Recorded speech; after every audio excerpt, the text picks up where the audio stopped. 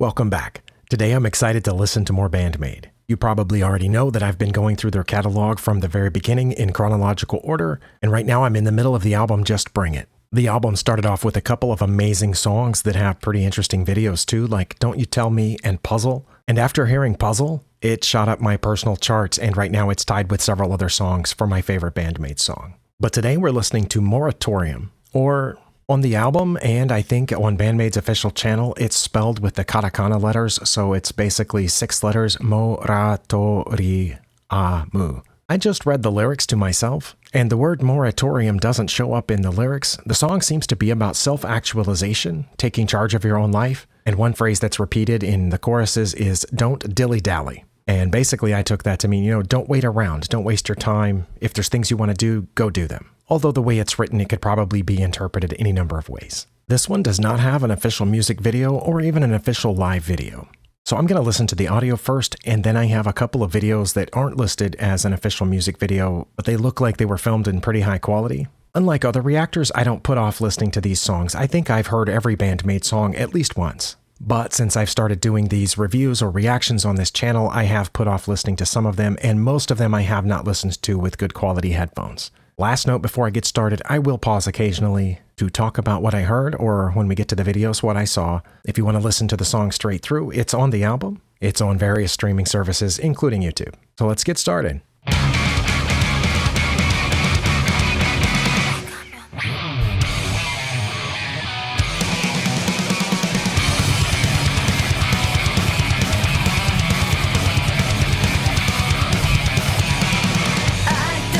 As usual, I'm pausing just as the vocals start to comment on the intro. That one came in hard, and I love it. The intensity and kind of also the construction reminded me a little bit of Guns N' Roses. Not those first few hits, just as the first measure or whatever when it came in, but just when it started driving. That part reminded me a little bit of a couple of Guns N' Roses harder songs, and probably half a dozen other bands that I've enjoyed listening to over the years. This one's gonna be fun. Let's hear those vocals come in again. Oh, and I almost forgot to mention the part where I guess it's Miku whispers at the beginning. It's not included in the lyrics sheet, but I think she said, make up your mind. Make up your mind. Which isn't a bad subliminal message to have right at the beginning of a song. All right, let's keep going.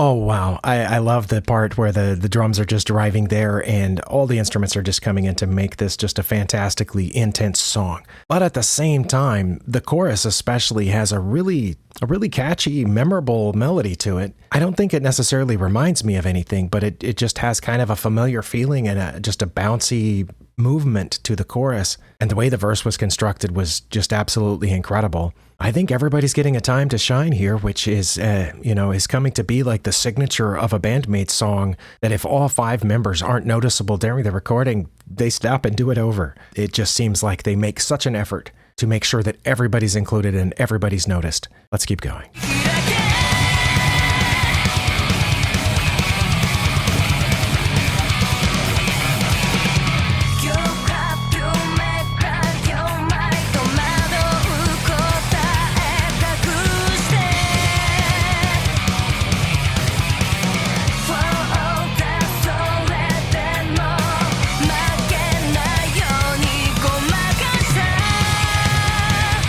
Okay, sorry. I kept looking confused because the guitar is really playing the lead guitar, but it's in the left ear. And almost in the past, I don't know, maybe I have my headphones turned around, but it seems like Konami's usually over to the right. But behind the vocals and everybody else kind of holding down the fort, Konami's she's going places with that guitar. It's hard to describe, but I mean, you heard it too. You know what I'm talking about. Oh my goodness. I mean, I've been to a few hard rock shows in my time, probably not as many as some of you have, but it seems like there's a point in the show at which the band it just pulls out all the stops. At least with the American bands that I've seen in concert, they seem to start the show with 2 or 3 songs off their latest album, which most of the fans there aren't familiar with yet because you've heard their album from 10 years ago and everybody has a favorite song that they want to hear.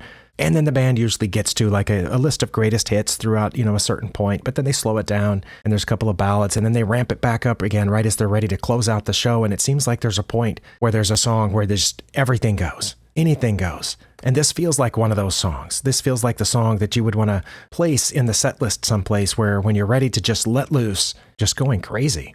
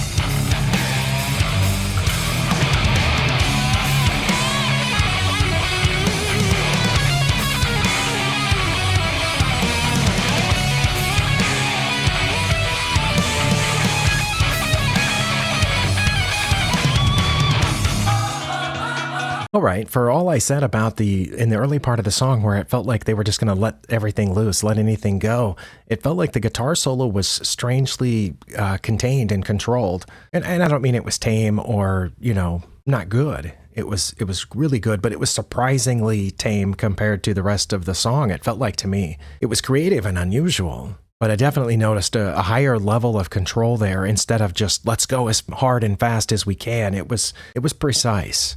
And also already we've seen that they've included some parts here where the crowd can sing along with them. The whoa, oh, oh. I'm not going to try to sing it, but that seems to also be an increasingly big part of some Band-Maid songs is not only throwing in English words that the crowd can chant along with, but just vocalizations that don't have a language that anyone can go with here. And I'm going to back up a few seconds to where the music cut out and it's just the vocals. I mean, there was some music there, but...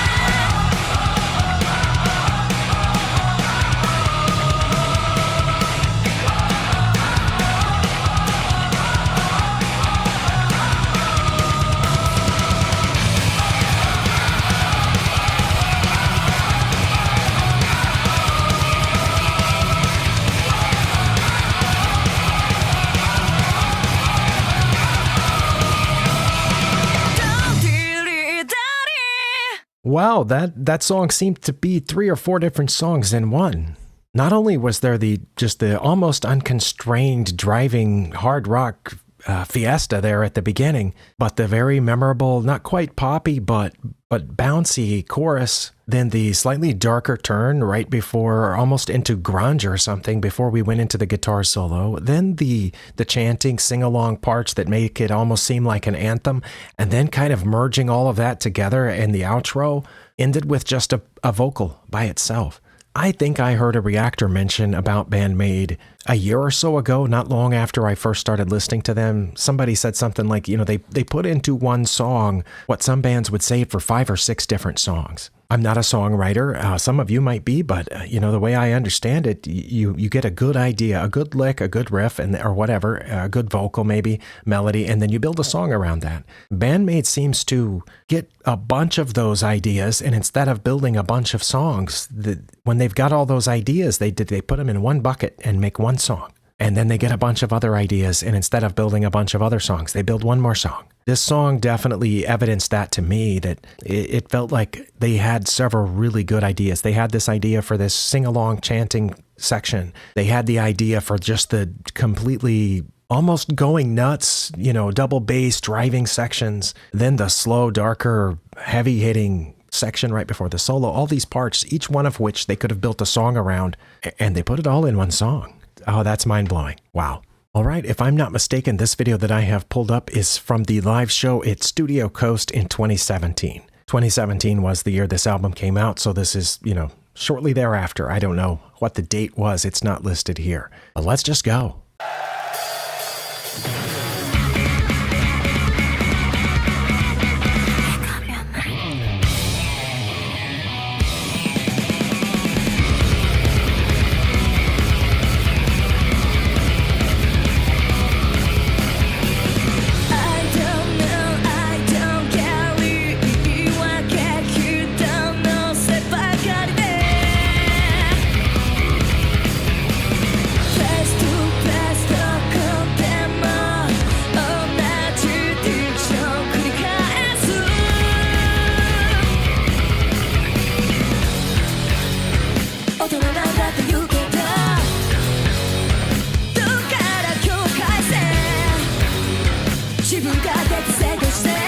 I just had to pause to mention Konami's guitar in this recording. She's clearly in the right ear, and she's definitely making a go of it here during the verse.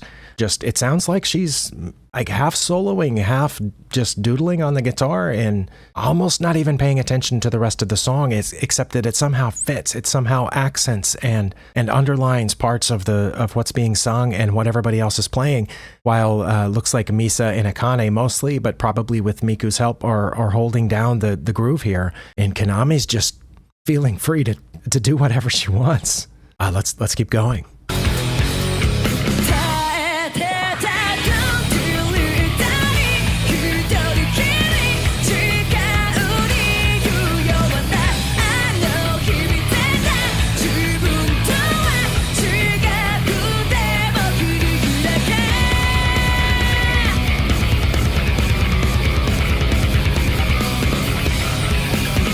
You got to make your mind tomorrow.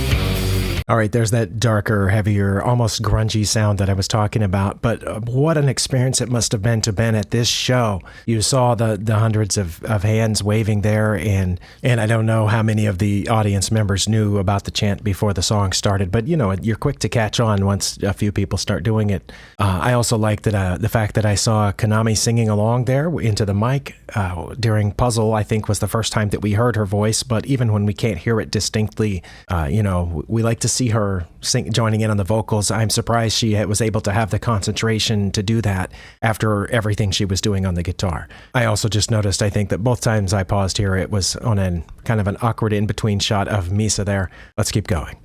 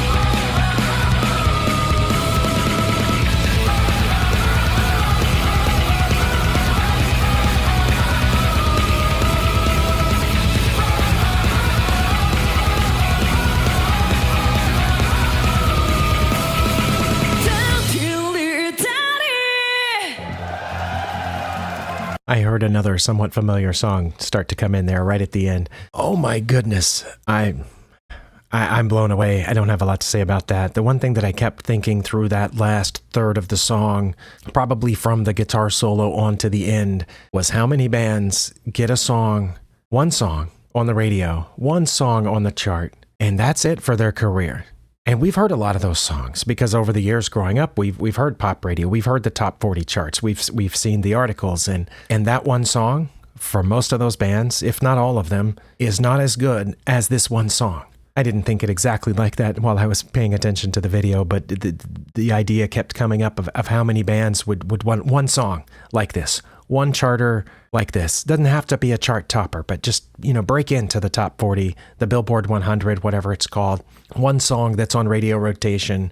I know radio's not important like it used to be, but, it used to be big. If you could get a song that was constantly on the radio, and everybody would remember that song. But most of those people disappeared, right? I mean, they're probably still there. Those bands maybe kept on touring, but you never heard about them again. Think of how many groups would have loved to have had one song this good, whether it made the chart or not. I have no doubt this is going to join Puzzle and Real Existence and Order, and it seems like there were a couple of others right up there trying to cram into my top 5, all tying for first place. I'm going to, of course, have to go back and listen to those others again to see exactly how these compares head to head, but this one just had just about everything that you want in a hard rock song. All right, well, I sat there for a minute trying to think of some way that they could have made this song better, and I couldn't think of one. But anyway, I have another video that I think is about a year after this that I'm going to try to watch. Okay, like I said, I think that last one was 2017 at Studio Coast. This one is 2018, I believe, so about a year later. I, again, don't know the exact dates. This one was live at Zepp Tokyo, so they've had a year to perfect their craft, and I assume in that interim is when they were working on or releasing World Domination, that was the album after this one, right? Regardless, they've been playing this song at show after show after show, and presumably getting better at it. So let's see what they have for us in this one and how much it differs from that last one.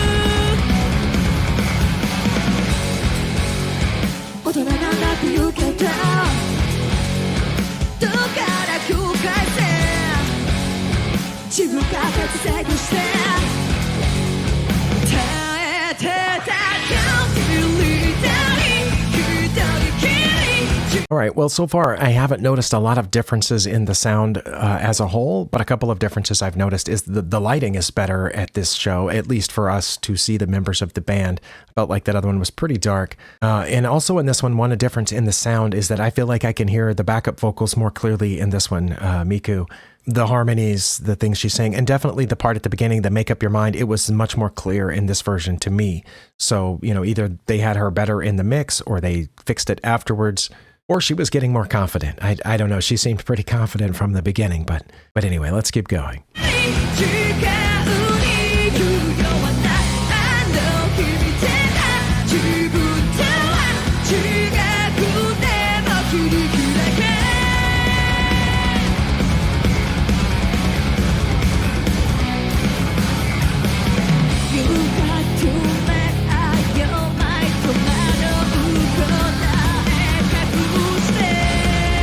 Okay, Konami changed her part that she's doing in the right. And another thing I've noticed, Psyche seems more confident in this one, and it's only been a year.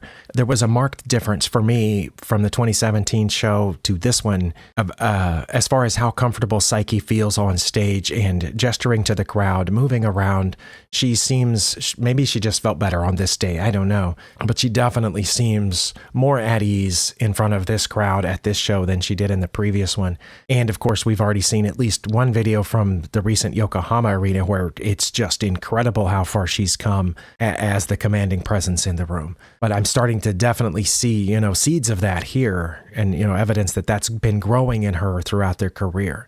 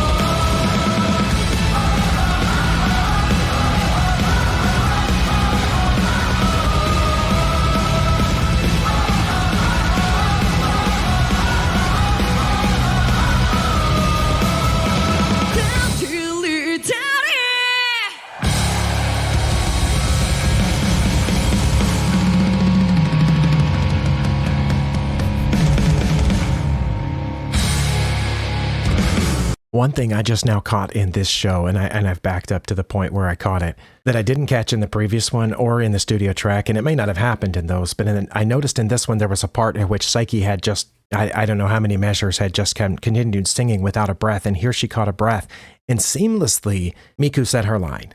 And for all I know, she was doing it in the other ones, but I didn't notice it. It didn't sound as distinctively Miku, as different from Psyche as they sometimes do. And here she just seamlessly filled in for her.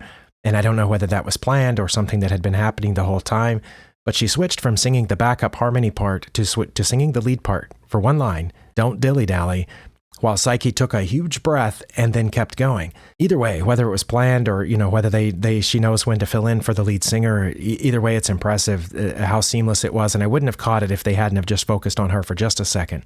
I don't think this version was significantly different than the other one, but it was noticeably different. There were, the places that I already mentioned. Psyche's increased confidence. I think Miku's confidence was increased here. I felt like this one, at least here, the way that I was hearing it, it overloaded my headphones a couple of times where the drums, the bass, and maybe even the guitar kind of just merged. I might have also had a drop in bandwidth for a second. I don't know. So I think the audio might have been slightly better from the previous one overall. But here it was better in places. And again, like I said, Konami changed her guitar part. I caught Konami just smiling a couple of times. One, she's just kind of like looking out, looks like at the audience, and just grinning while she plays. And it seems like all of them felt really good at this show and just had a good time. I did see a fan cam from just a couple of nights ago. I'm recording this on May 2nd, so it was 2 nights ago, I think, in Japan, as time zones go, but where they did at least one song with the guy from Incubus, but they had this song in there. I'm not going to play it here or watch it here because the audio wasn't great, but I didn't expect this song to be in that video before I recorded this review reaction. But I love that song is still on the set list. That's 7 years later. And they performed it like they wrote it yesterday. Like they had that kind of energy on it. They just hammered it out, and it was powerful all the way down to the solo, the chanting at the end. Yeah, there's really nothing else to say about this song except that the fact that it's now tied for my favorite. Thank you to all of you for spending your time here. Let me know what you think in the comments, and I'll see you next time.